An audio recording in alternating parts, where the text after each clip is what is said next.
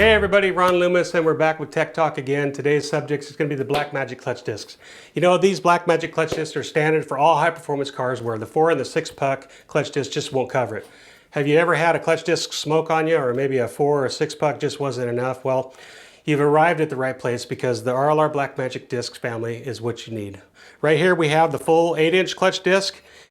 With hundreds of these discs sold every year, we know that they're preferred over the other clutch discs by all the racers and heavy hitters of the street cars as well. They're made of sintered iron, not like the ceramic or the ceramic clutch discs that are often sold, or 3 or 4 or even 6 pucks. These discs really do work well. They're a full circle sintered iron, and I'll show you that in a minute, and we'll show you the size and the dimensions of these clutch discs so you can kind of get your head wrapped around which one's which. If you've ever smoked a clutch and had to pull the motor out 2 to 3 times, you know what I'm talking about. It gets really tough. These Blackmagic discs, when you put them in, you just put them in and leave them and run and drive the car.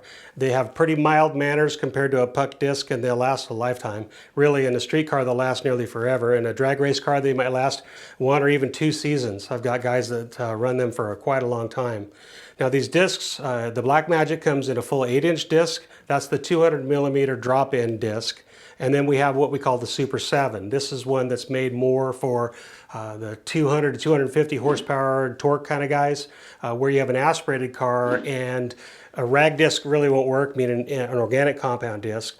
And then the puck disc is just too much and too violent. We came up with a Super 7 because it really fills in that gap right in that spot. But the 8-inch Blackmagic, the 200 millimeter, the full size Blackmagic, that one is good for 500 horsepower. So we've got guys running these. We sell hundreds of these every year, and they work really awesome.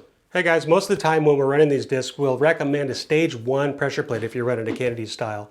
Stage 3 is for the real heavy hitters, and honestly, most of the guys just use a stage 1. That's how good these clutch discs work. When you get the clutch disc, you need to break it in. The break-in usually consists of just driving around maybe 100 miles if you have a street car. If it's a race car, you need to slide it a little just to get the pieces to burnish together and to wear. I would recommend not just putting it in and taking it to the starting line and throwing it to the gods. I mean, that's not a good idea. It's too much heat too quick, and it won't turn out well. We have a full sheet of instructions that come with the clutch disc so you'll understand. But if you need help, you just have to call us and we'll give you our ear for a little while. Another thing, I had a lot of guys do this, some guys anyways. They take and they put a lot of goob stank on the input shaft splines, and you heard it right, goob stank, and you could fill your blank in with what that looks like. But basically it's anti-seize or grease that they lather up the input shaft with before putting on the clutch disc. Don't do that, please. That stuff goes all the way out and gets flung into the clutch disc, and it gets into the pores and it renders the disc useless. So unless you want to be buying more than one clutch disc, please, please, please put the clutch disc in dry. It works fine, it'll be fine.